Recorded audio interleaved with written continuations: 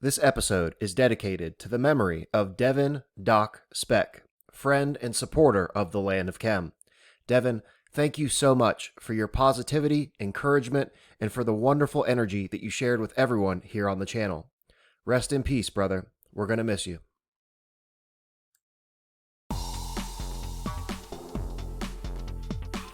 All right, everyone. Welcome back to the Land of Chem. I am your host and the author. My name is Jeffrey Drum. Thank you all so much for joining me again. All right, everyone, this is episode 56, The Land of Chem 2022 Ancient Alchemy and Ascension Research Expedition Recap Part 5. And in today's episode, we will be continuing with our on-site exploration of the Egyptian pyramids with a full private tour from inside of the enigmatic Bent Pyramid of Dahshur. If you're new to the channel, or if you aren't familiar with my theory on the operation of the Bent Pyramid, I highly recommend checking out episode 32 and episode 47 here on the channel, describing the function of the upper primary reaction chamber and the lower separation chamber systems. Also check out episode 39 regarding the function of the Bent Pyramid's satellite hydraulic press mechanism, and episode 44 discussing the uses for the ammonium bicarbonate product. I will put a link to all of those episodes in the video description below. Also, I have 3 appearances with fantastic presentations and conversations with 3 truly amazing individuals, now available on multiple different platforms. First, on Freeman TV with the one and only Freeman Fly, now available on his website, link in the video description below. Second, on Odin's Alchemy with the amazing Benjamin Balderson, a fantastic conversation regarding ancient alchemy as related to the function of the Egyptian pyramids. And of course, last but not least, my second spot on Expanding Reality with my homeboy Brandon Thomas. Links to all 3 in the video descriptions below. Thank you so much to all the boys for having me on the shows, and I'm looking forward to doing it again very, very soon. If you haven't already, please subscribe to the Land of Chem here on YouTube. Click that little notification bell so that you get noticed when the new videos premiere every single week. If you want to help support the channel, just go to the website. It's thelandofchem.com. I have limited first edition print copies of the book, brand new Land of Chem merch, including some Land of Chem hoodies, all now available on the website. Ladies and gentlemen, I think that is it for the intro. So without further ado, let's get right to it.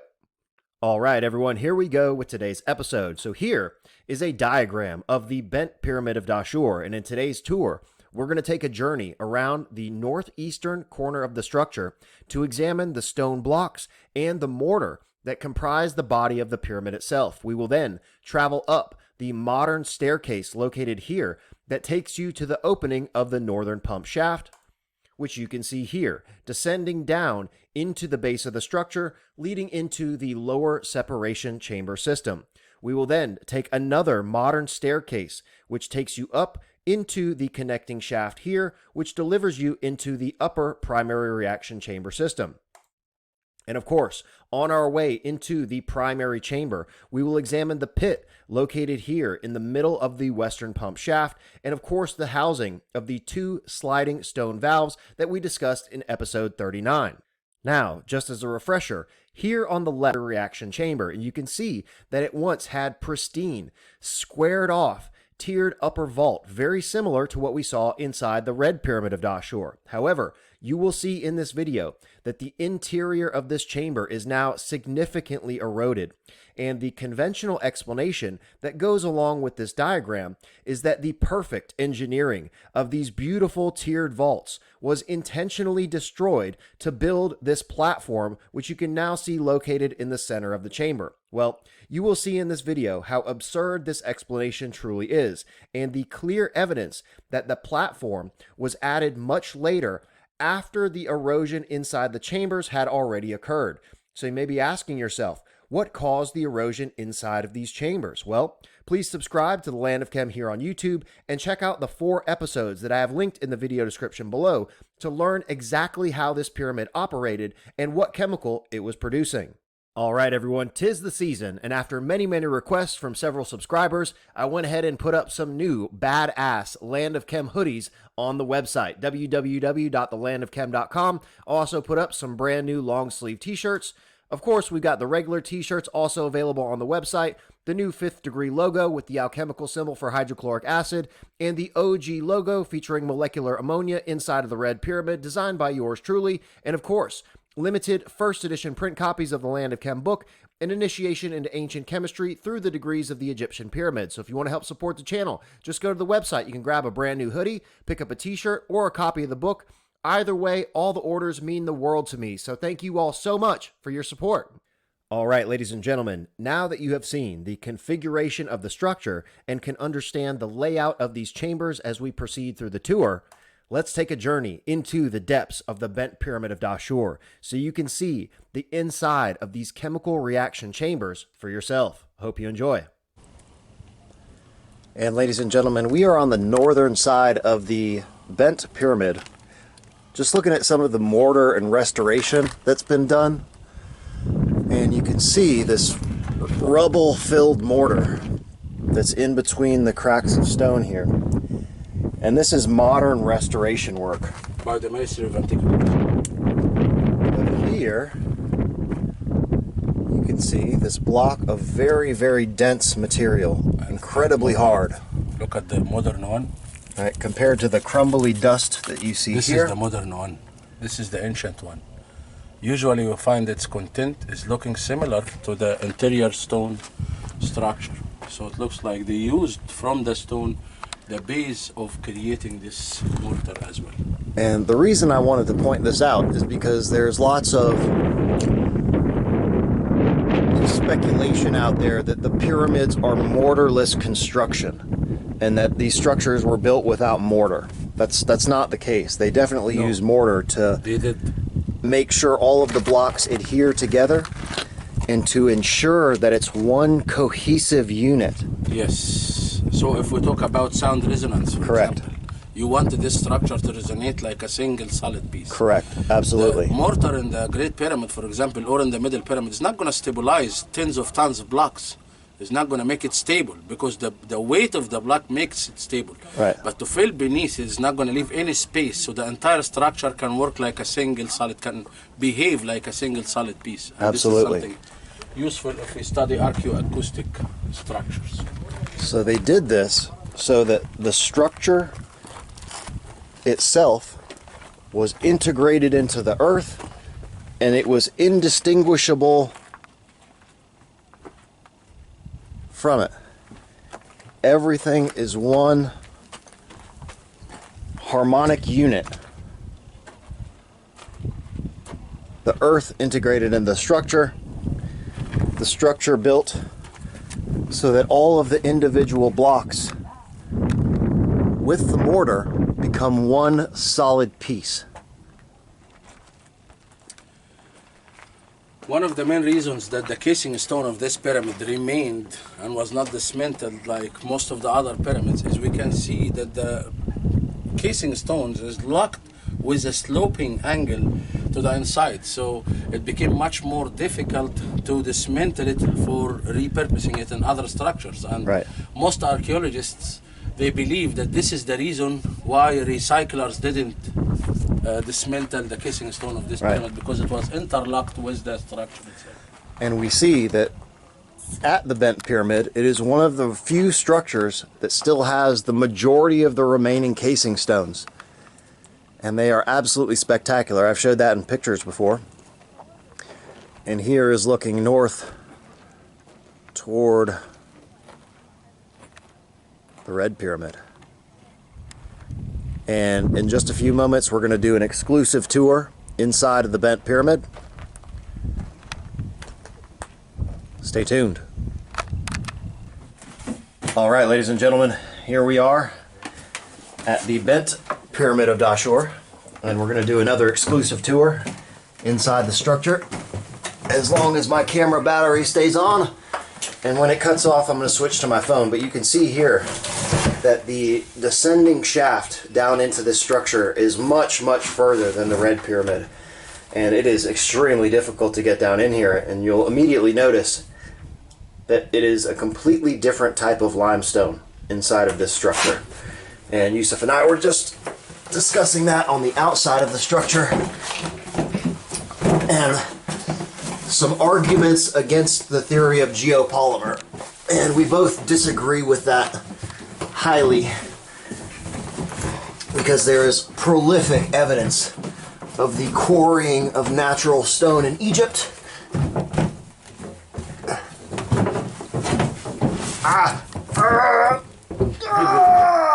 People know like Egyptian. Oh, fuck. Oh, fuck.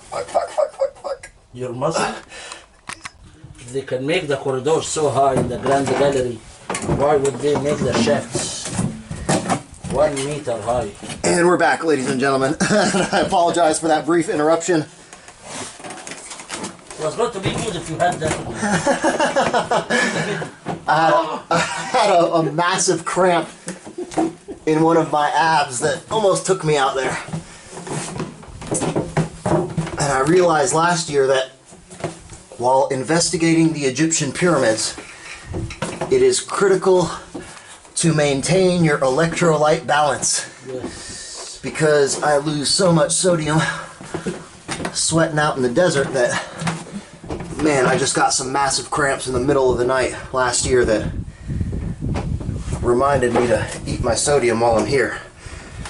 And once again, ladies and gentlemen, you can see how difficult it is to get down inside this freaking thing.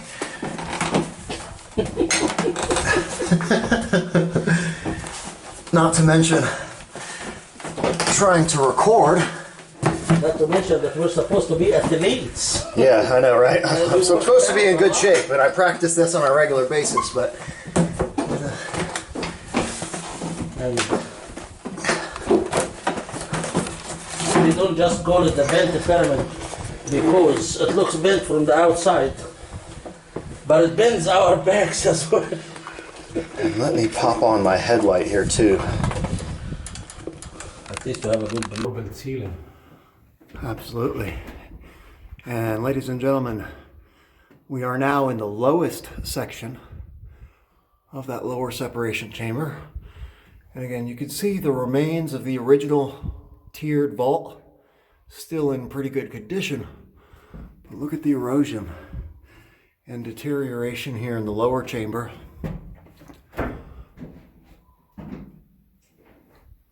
And I'm going to look back up into the northern shaft so you can see the erosion in this part of the shaft system as well. That I mentioned before does not appear to be from excavation. There's no chisel marks. No, this is all deterioration. What caused it?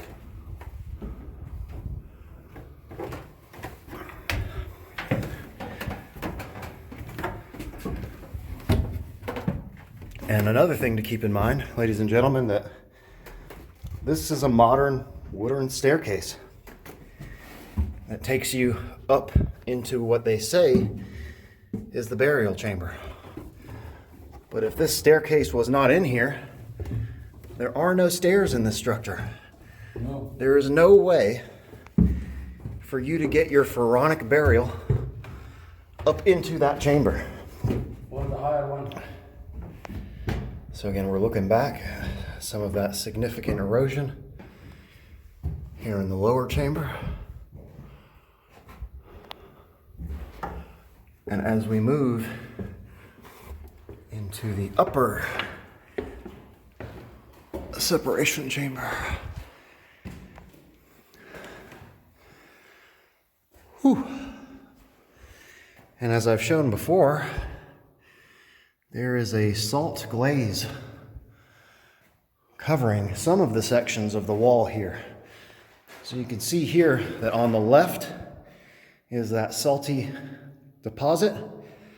Here on the right, it certainly looks like some of this has been chiseled off because you can see the chisel marks.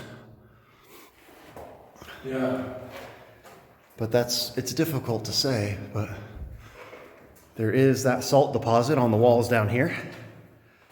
According to the archaeology records of the archaeologists who did excavation here, this chamber was also filled with logs of the cedar wood from Lebanon, and the smaller sized blocks of stones that for one archaeologist like Dr. Ahmed Fakhri, for example, he see no reason for using these logs of stones, and it makes no sense for him. Why is it used in this structure? So this entire section, as we can see, there are some spaces that is some like holes.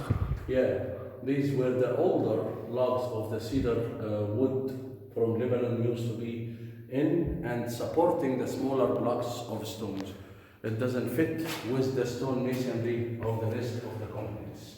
Absolutely. And we'll see that again in the final chamber. The platform that's been erected inside of that chamber is not compatible with the masonry of the rest of the structure. So there was certainly some repurposing of this. And here is more of that pink mortar, which is a more modern restoration attempt. And here is looking into the chimney, which we've discussed on the channel. The researchers affiliated with the ACIDA project have proposed that this was a CO2 furnace for the production of carbon dioxide, which was intended as a booby trap to protect the pharaonic burial. I think that was never found. Correct. I think that's a very interesting idea. However, I have a different idea about what this chimney was for. I just want to know why they didn't get rid of this rubble. Why? And why they kept this rubble here? Yeah, I mean, you could very easily walk in there. There is a shaft underneath all this rubble. There's another shaft that goes down into here that's unexcavated. Yes, and there are some books that says that it leads all the way to the smaller pyramid in the back. Do you guys just hear that? That very, very critical mechanisms of operation here, because I have proposed that the satellite pyramid behind this is directly connected into the main structure. I've proposed that the satellite pyramid is connected to the valve system, the moving stone valve system. However, I'm certainly not opposed to it having different functions in terms of possibly even just a water pump to pump water into this lower section. So stay tuned for more. We're going to ascend the staircase. And as we can see from the interior design, that without this staircase, there is no accessibility Correct. For the higher chambers and corridors. Yeah. So the interior design is reflecting that these designs were never made for people to go in and out. But there is not even a closer percentage to the staining of what we saw inside the Red Pyramid in comparison. Like we can see these little ones here. And this is probably what was left by the bats. We would see more inside. And ladies and gentlemen, Yusuf was just mentioning, so we're here in the upper vault of the lower separation chamber, and this is the connecting passage that we'll be traveling through in just a minute to get to the upper primary chamber. And we were discussing that prior to the opening of this structure to the public, which happened in 2020, there was a massive colony of bats in here. Thousands and thousands of bats.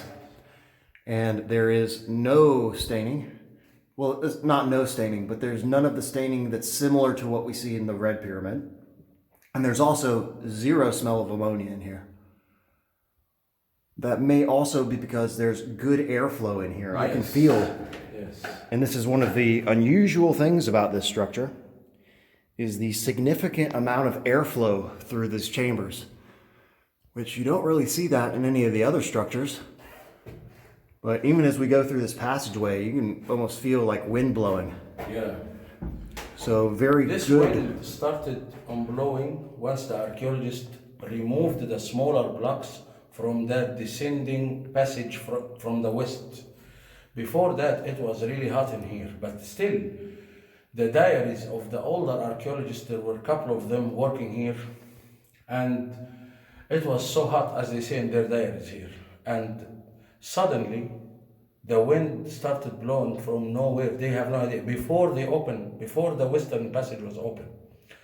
And as they mentioned in their diaries, it almost made it impossible to keep their candles lit. That's what they used back then to do light inside, to create light inside the pyramid while excavating.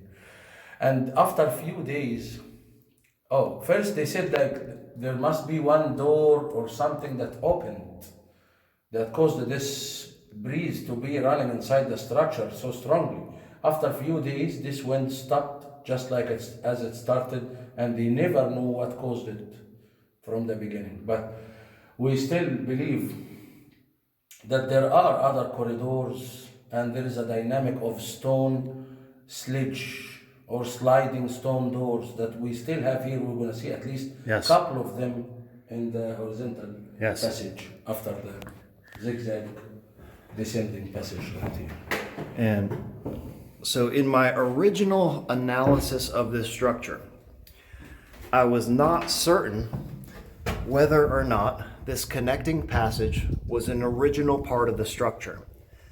But exactly, after several years of investigation and having been in here myself several times, I 100% agree that this passage is an original part of the structure. Now, as we go up through this passage, you'll see that they have also integrated bedrock into this passage. So there's a mound of bedrock that goes up into the center of the structure, the Ben mound, the primordial mound that all of the pyramids are built on. So you'll see that here in this section, this is stone masonry blocks. But as we go further, we'll go into a section that's excavated from the bedrock. So they utilize both things in the creation of this shaft, which is also very unusual because it's curved. And most of the other shaft systems and all the other pyramids are very, very straight. And you'll see some of the, what looks to me like fluid erosion here on the lower part of the section of this connecting passage. And we'll see that even more as we go up in here.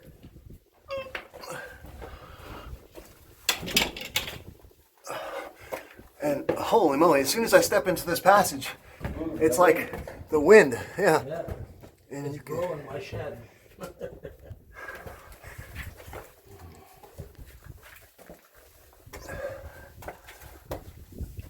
So here we go into the section that there's most likely some bedrock in here and some stone masonry. And that winding zigzag shape, descending from horizontal passage up there. And again, you can see the erosion in the lower part of this passage here, and it's very much, and I'll show it on the way back down too. It's very much indicative of moving fluid that was flowing through this passageway.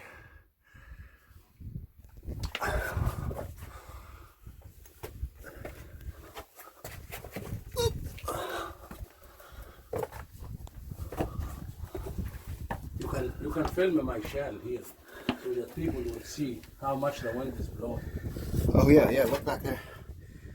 So you can see Yusuf's scarf blowing in the wind, and I hope you can hear it on the video too. I mean, it's like I'm standing in front of a fan. But where is that air coming from? It's the inner design. The interior design helps to circulate. Yes. One of the other things that was mentioned also in the diaries of the archaeologist, he said when the wind was blowing outside in the desert, this entire pyramid resonated. Yeah, it would howl. Yeah, but it made noise that all the workers could hear, and it lasted for more than half a minute. A real noise that he said was created here in the passage, in the horizontal passage. So when you're going down the northern shaft, there's none of this airflow. But as you get into this connecting passage, it's like just a burst of wind being produced through this area. So I have a feeling it's the interaction between the western pump shaft, which goes up here, and the northern pump shaft, and the configuration of that air circulation system draws air through this passageway. Very, very interesting detail about the construction of this monument. Self-sustaining energy. Whew. We talk about as well sound that was generated here. You can see here clearly that somebody was creating an attempt to enlarge this, which is not part of the original construction, but it looks ancient. Yes, so you can see here the precise masonry of the corridor, but then here in this section that's been chiseled out and removed. Yeah. To at a later period, all of these little holes were later, because again, this is not an original part. This has all been chiseled back. When? Yeah, exactly. That is the question. And what is underneath us here? And why they kept it filled with trash? So this is the western pump shaft, which is now blocked off. Yes. But I've showed the video from the Acida project where they went up in there and they climbed to the top of the western pump shaft. And this was way before this thing was open to the public. Yeah. And then like Yusuf was mentioning... Look here, be careful. Let's look here. This is the stone sledge. What we are looking at down here. This is a sliding door from stone. Correct. That was made so it can slide and open and shut. And I've explained the function of these moving stone valves and how I propose that the satellite pyramid is like a hydraulic press. Yeah. That controlled the movement of these two stone valves.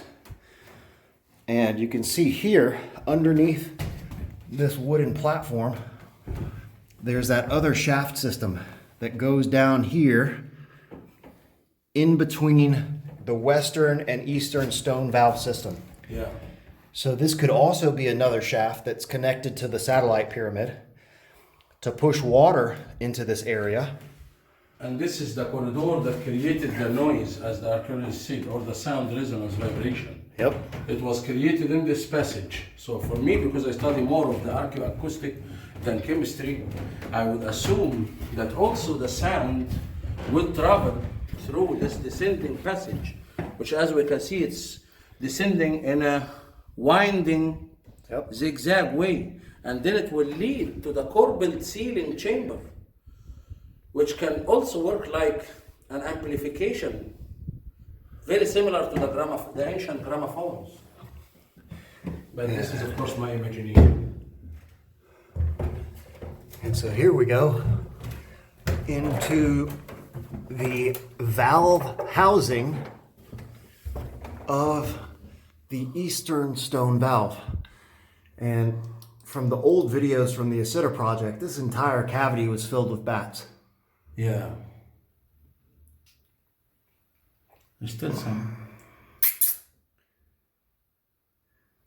And you can see here that there was an original cedar beam in here that they've now replaced. Yes.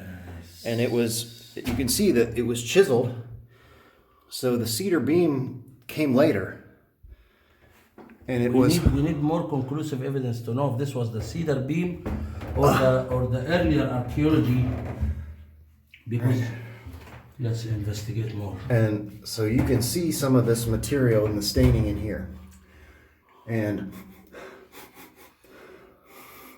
no. Yeah. We're trying to see if there's any smell of ammonia, and there's really not. It doesn't smell great in here.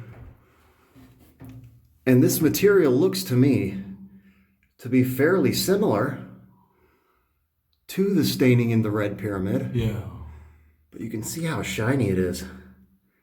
And it almost still looks wet.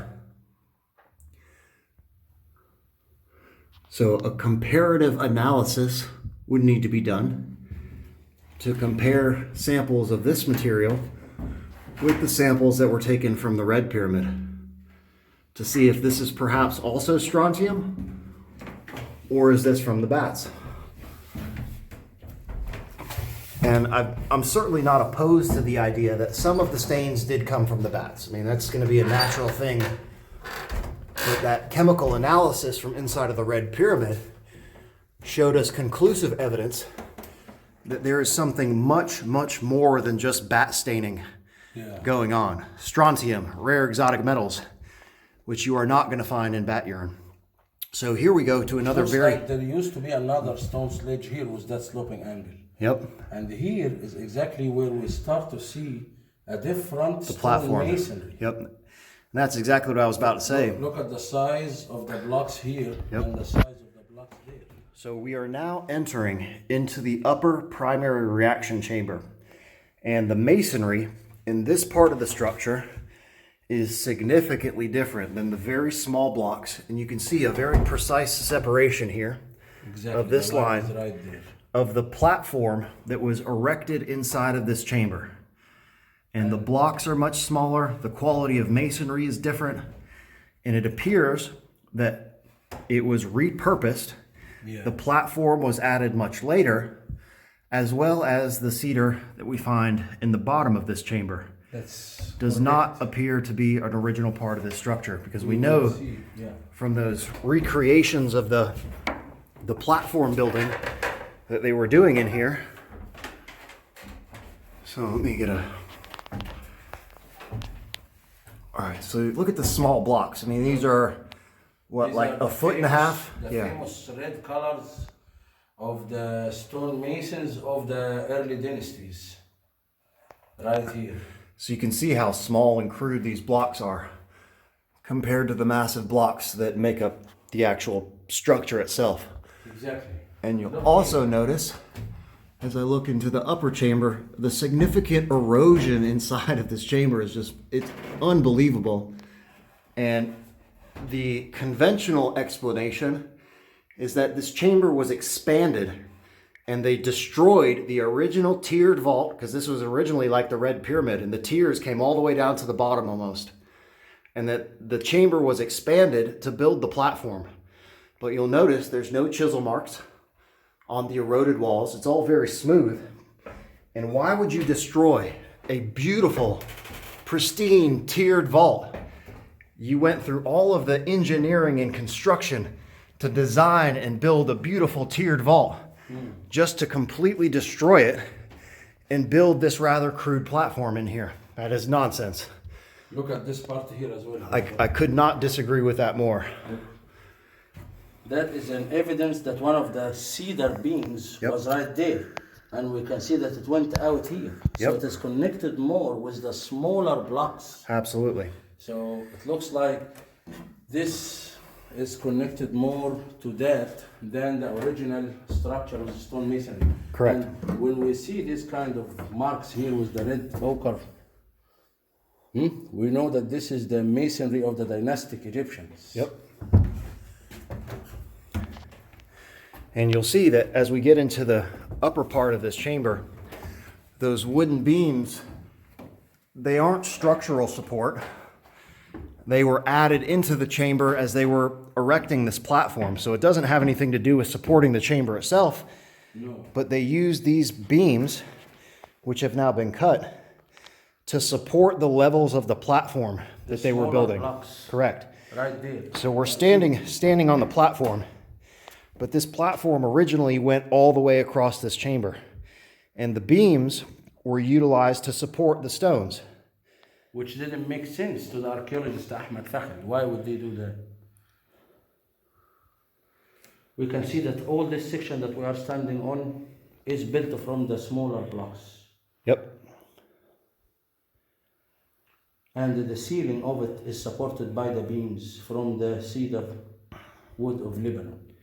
And according to the Palermo stone records, Senefru did get a huge shipment of cedar wood from Lebanon.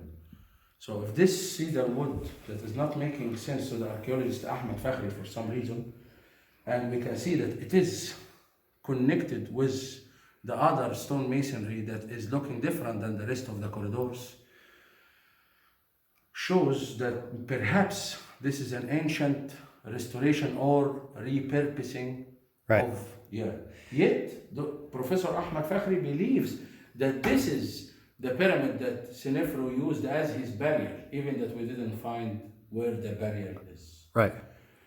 And they dated the cedar beams. Yes, at least to the one in Maydun. Right. And radiocarbon dating dated it back to around 2700 BC, right, which matches the official timeline for the third and the fourth dynasty. Correct. Yeah. So they use the dating of the wood to date the structure.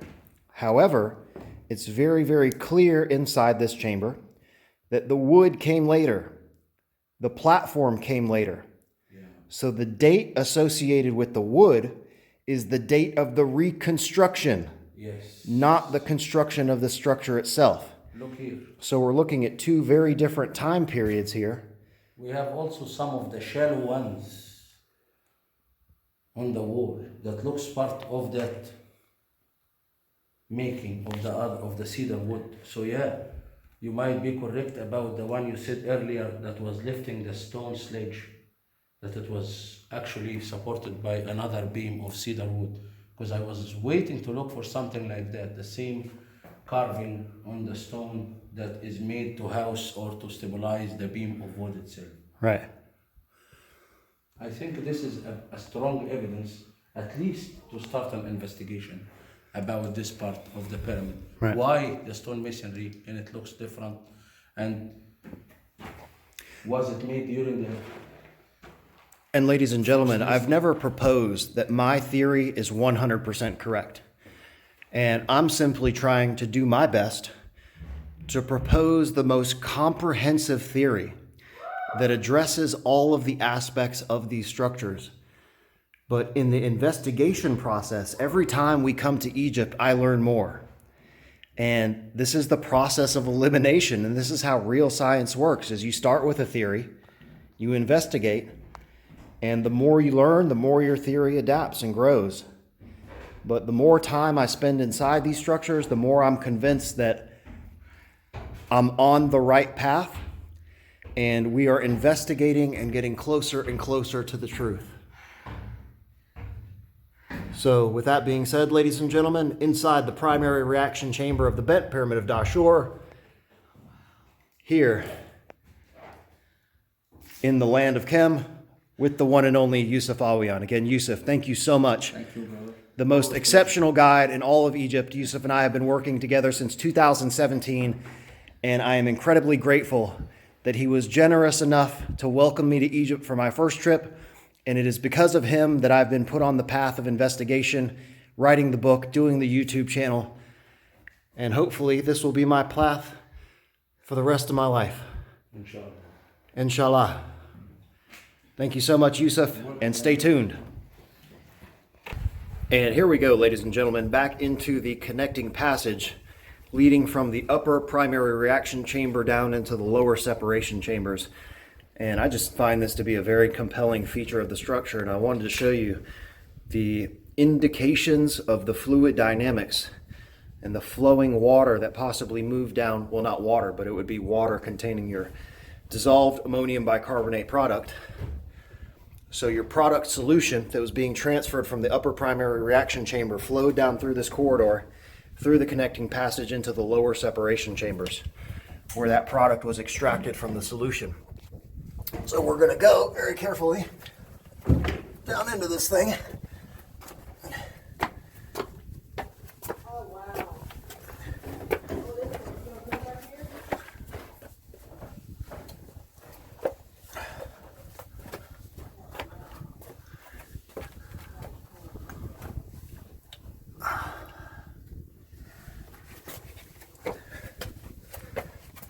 And if this doesn't look like a flowing water shaft, I don't really know what else would.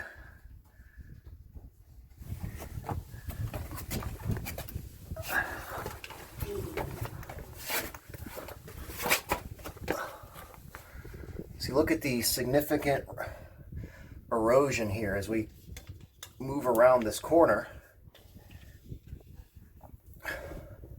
You can see here how smooth and weathered this is. Again, an indication of that moving fluid, which also caused the erosion on all the rest of the structure.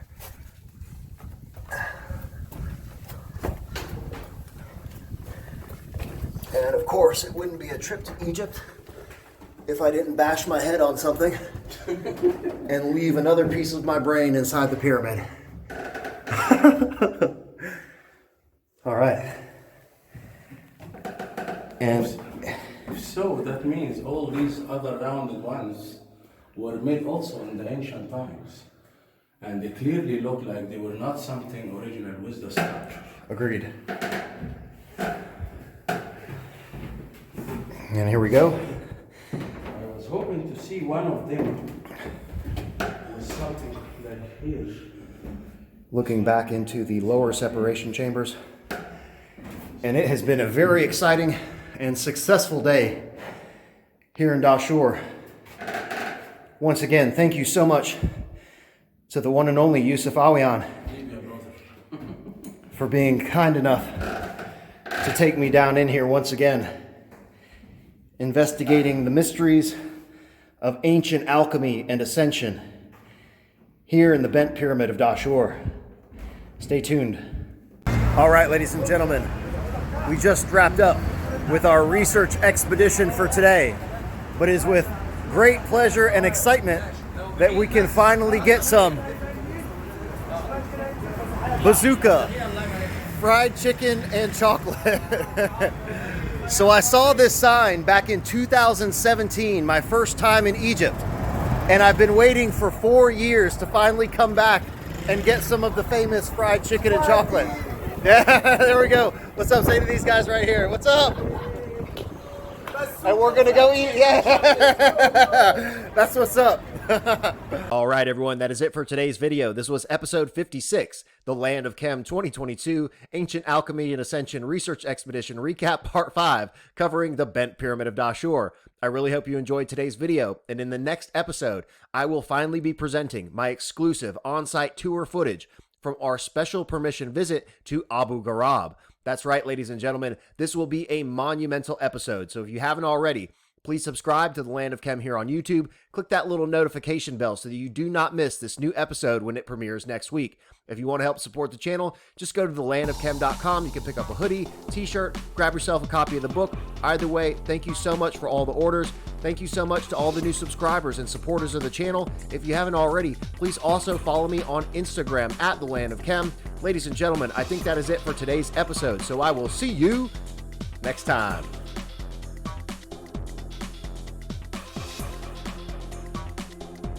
Yo, are you still watching this? Please subscribe to The Land of Chem here on YouTube and click that little notification button.